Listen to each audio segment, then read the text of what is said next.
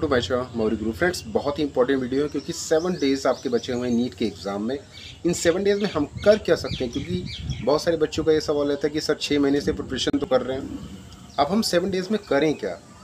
तो यहाँ पे मैं आपको बहुत ही इंपॉर्टेंट बातें बता रहा हूँ बेस्ड ऑन प्रीवियस एक्सपीरियंस। जिस तरह से बच्चों की क्वेरीज आती हैं मेरे पास कि सर 7 डेज़ में हमने ये गलतियाँ की, या 7 डेज़ में हम अगर ये कर लेते तो शायद हमारा अच्छा स्कोर हो जाता और हमको गवर्नमेंट की सीटें मिल जाती।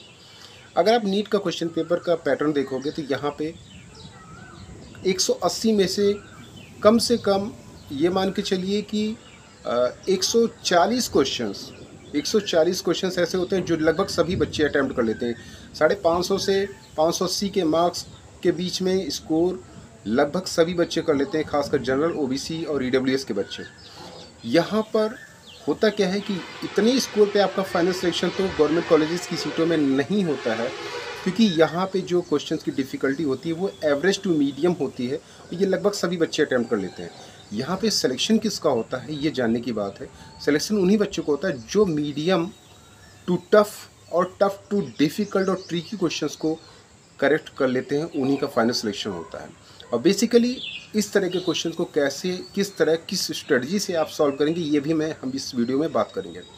तो आपकी पहली स्ट्रेटजी यही होनी चाहिए कि हम जो एवरेज सेक्शन है, मींस हमारा जो टारगेट है 140 क्वेश्चन का, 140 क्वेश्चन तो हमको करने ही करने हैं जो नीट में हलवा आते हैं, मीन्स काफ़ी ईजी आते हैं, उनको तो हमको करेक्ट करना ही करना है। साथ ही हमारी स्ट्रेटजी होनी चाहिए कि जो ट्रिकी क्वेश्चन है वो भी सही हो जाए। खासकर 20 अगर आप देखोगे ना तो इस बार आपको ट्रिकी क्वेश्चंस मिलेंगे, फिज़िकल केमिस्ट्री, इनऑर्गेनिक केमिस्ट्री और साथ ही साथ आपका फिज़िक्स में बेसिकली फार्मूला के अलावा, फार्मूला तो आपको 100% क्लियर होना ही चाहिए, उसके अलावा आपको छोटे छोटे जो कॉन्सेप्ट है वो क्लियर होने चाहिए और आपकी प्रैक्टिस होनी चाहिए ट्रिकी क्वेश्चंस को किस तरह से सॉल्व करने की।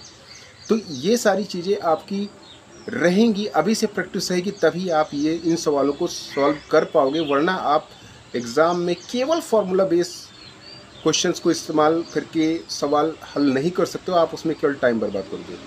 7 डेज़ में आपकी स्ट्रेटजी क्या होगी ये हम बात कर लेते हैं। 7 डेज़ में मेनली फोकस करिए जितना मैक्सिमम रिवीजन हो, खासकर बायोलॉजी में जितना आप रिवाइज कर सकते हैं करिए, क्योंकि बायोलॉजी बहुत ज़्यादा स्कोरिंग हो जाएगा आपके लिए। फिजिक्स में आपका जो टारगेट होना चाहिए वो फार्मूला बुक प्लस कॉन्सेप्ट, जो छोटे छोटे नोट्स हैं उनके कॉन्सेप्ट पे फोकस करिए और जितने सवाल हो सके ट्रिकी क्वेश्चंस को सॉल्व करने की अभी से कोशिश करिए और एक्यूरेसी का ध्यान बिल्कुल रखिएगा। क्वेश्चंस को ना अटैम्प्ट कीजिए, वो ज़्यादा सही है, लेकिन अटैम्प्ट करके टाइम उसमें डाल के उसके बाद अगर आप उसको गलत करते हैं या फिर न्यूमेरिकल मिस्टेक करते हैं या फार्मूला मिस्टेक करते हैं तो वो आपके लिए घातक हो सकता है, क्योंकि यहाँ पे नेगेटिव मार्किंग आपके लिए कहीं ना कहीं खतरनाक हो सकती है। जहाँ तक फिजिक्स में है, फिजिकल केमिस्ट्री में आपको फार्मूला, क्योंकि विदाउट फार्मूला फिजिकल केमिस्ट्री को एक क्वेश्चन सॉल्व नहीं कर सकते हैं।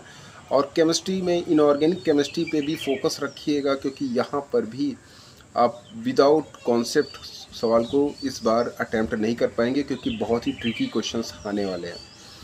ये सारी चीज़ें ध्यान में रखिए और जितना इस समय आप फोकस कर सकते हैं, लेट नाइट स्टडी करने की कोई ज़रूरत नहीं, क्योंकि 7 डेज़ में अगर आप लेट नाइट स्टडी करेंगे तो कहीं ना कहीं आपकी पूरी मेहनत भी बर्बाद हो सकती है। क्योंकि बहुत सारे बच्चों के साथ ऐसा हुआ भी है कि 6-7 महीने तो बहुत प्रिपरेशन करते हैं, उसके बाद सोचते हैं कि यार 7 दिन हम किसी तरह से बहुत ज़्यादा रात दिन एक कर देते हैं, उसके बाद प्रिपरेशन करते हैं। ऐसा करना कभी कभी घातक हो सकता है, क्योंकि अल्टीमेटली आपके माइंड में कहीं ना कहीं टेंशन हो जाएगी और उसकी वजह से आप अगर नाइट में स्टडी करेंगे तो अगला दिन आपके लिए बर्बाद भी हो सकता है। एग्ज़ाम से पहले तो बिल्कुल नहीं करना है। अभी फ़िलहाल आप जितना स्टडी करिए, फोकस करिए कि मॉर्निंग के टाइम को स्टडी करने के लिए फोकस करिए और जितना आप पढ़ाई कर सकते हैं, जितना रिवाइज कर सकते हैं, revision is most important, specially in biology, वो आप करिए। और इस समय टेस्ट सीरीज़ करिए 2 to 5 PM के बीच में, 2 से 5 के बीच में टेस्ट सीरीज़ करिए। प्रैक्टिस करते जाइए कि हाँ आपकी स्पीड क्या है, क्योंकि एग्ज़ाम टाइम में आपको ऐसा लगे कि आप एक टेस्ट सीरीज़ करने जा रहे हो, ना कि यहाँ पे आप एग्ज़ाम सिकनेस हो जाए। जिस तरह से बच्चों को सिकनेस हो जाती है, यार वो पैनिक कर जाते हैं, आज एग्ज़ाम है, आज एग्ज़ाम है।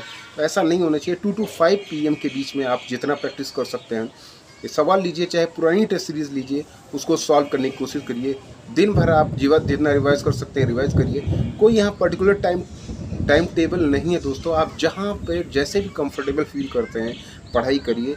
मेनली इम्पॉर्टेंट ये है कि कितना आप अच्छी स्टडी कर सकते हैं ड्यूरिंग दीज 7 डेज़, वो ज़्यादा इम्पॉर्टेंट है।